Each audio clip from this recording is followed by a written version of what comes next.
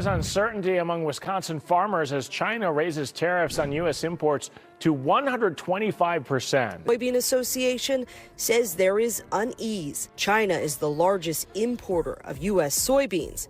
67 million bushels from Wisconsin are exported across the world. Top U.S. farm export to China is soybeans. Fox 6's Ashley Sears shows us the impact right here on the Badger State. What happens when the world's biggest agricultural customer decides American farmers can take a hike? Absolute chaos. Soybean exports dropped 50%, pork plummeted 70%, and rural communities are watching their livelihoods vanish faster than Trump's hairline in a windstorm. This isn't just another news cycle, folks. It's an American tragedy playing out in real time, with farmers who supported Trump now realizing they were nothing but pawns in his ego-driven trade war. While China builds relationships with Brazil and Argentina, our farmers are left holding crops nobody wants to buy. Well, Iowa farmers are in the midst of planting their soybeans. We'll be keeping a really close eye on what's happening in Switzerland this weekend. That's where top U.S. and Chinese officials will meet for trade talks. China buys more than all the other countries combined. Farmers' plans are made years in advance, and changes are not made quickly.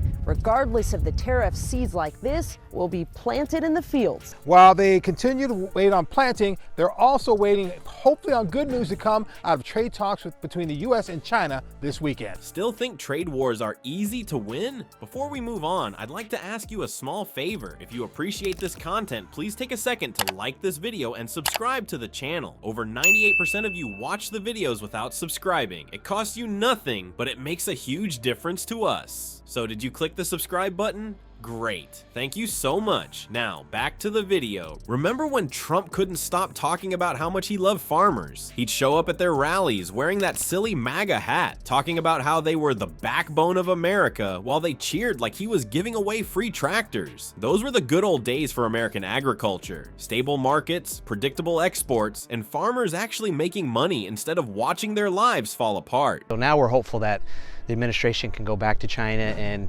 use that initial trade deal and then build upon. We want to make sure there's fair trade for everyone and every product. We're hoping that there's a way that that can be done without hurting acres. If we can see an increase usage through biofuels and other markets here domestically, that can help mitigate some of any potential loss. There's different tools that farmers can use. We might also make different planting decisions depending on which crops we think might be more impacted or less impacted. Then January 2025 rolled around. Trump, feeling extra grumpy one morning, slapped a massive 145% tariff on Chinese goods. He bragged it would teach them a lesson, like he was some tough guy in a bad movie. But China didn't exactly curl up and cry. Their response? Brutal and targeted. They canceled farm contracts worth billions faster than Trump switches Fox News channels. Soybean farmers in Iowa and Illinois watched helplessly as prices crashed 40% in just weeks. Fields full of crops suddenly had nowhere to go. Jim Peterson, a third-generation farmer from Cedar Rapids, put it perfectly when he told the local paper. Grant Kimberly is a soybean farmer and the Iowa Soybean Association's Senior Director of Market Development.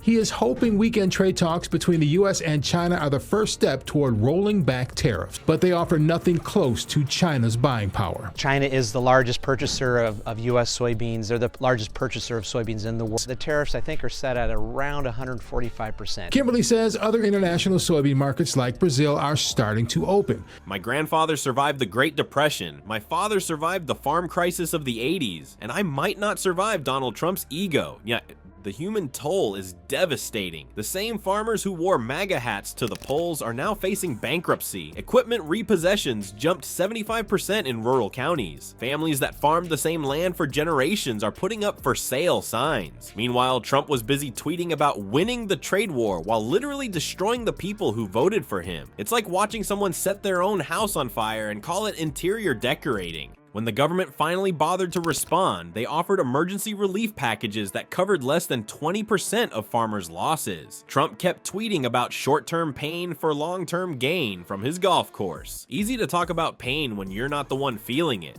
What exactly happened here? Simple. Trump's ego-driven tariffs sparked retaliation that specifically targeted his supporters. It proved he cared more about looking tough than protecting American livelihoods. He used farmers as human shields in his personal war with China, and now they're paying the price. And while American farmers watch their markets vanish, China is already shopping elsewhere. They're building new ports in Brazil, financing Argentine farms, and developing supply chains across Southeast Asia. China isn't waiting around. They're finding greener soybean fields and leaving American farmers in the dust. While American farmers were watching their crops rot in silos, Brazilian farmers were popping champagne bottles and buying new tractors. Their boom times came courtesy of Mr. Art of the Deal himself. Turns out Trump's brilliant negotiation strategy just handed our biggest customer to our biggest competitors on a gold-plated platter. China didn't just wake up one day and decide to shop elsewhere. They've been planning this breakup for years. Like someone slowly moving their stuff out of their boyfriend's apartment before the big dumping. China was building ports in Brazil, financing farms in Argentina, and creating backup plans all over Southeast Asia. When Trump started his tariff tantrum, China already had one foot out the door. The shocking part was how fast they replaced us. It's like China swiped right on Brazil's agricultural Tinder profile, and they were married with kids a week later. They directed ships away from American ports, signed multi-year contracts with other countries, and basically told American farmers, "It's not me, it's you." China's strategy to stop depending on American farms was already happening, but Trump's genius trade tactics put that plan on steroids. Now we're staring at brutal numbers. Brazilian soybean exports to China up 85%, Argentine pork sales tripled, and American farmers left holding more unsold grain than Trump has unpaid legal bills. Meanwhile, Trump's team was scrambling to explain how losing our biggest customer was actually winning. That's like saying it's good your wife left you because now you have more space in the bed. The irony is thick enough to spread on toast. America First policies actually put American farmers dead last in the global marketplace. How did this happen? Simple. Trump thought global trade works like his reality TV show where he can just point fingers and fire people, but real trade needs relationships and compromise, not threats and tantrums. China called his bluff and walked away, leaving American farmers holding nothing but empty promises. The weird twist in all this is that farmers are now being forced to innovate, trying new crops, adopting tech, and finding different markets, not because of Trump's brilliance, but because he threw them under the combine harvester. As one Iowa farmer told reporters, Trump said China would pay for the tariffs. Turns out we're the ones paying with our farms, our futures, and our families. That's the real America First policy. Americans suffering first while Trump golfs and pretends he didn't just destroy the livelihoods of the people who trusted him most. So here's the twisted lesson. Trump's trade war accidentally made American agriculture tougher, not because he's smart, but because farmers had to survive his mess. It's like when a toddler breaks your TV and you discover books again.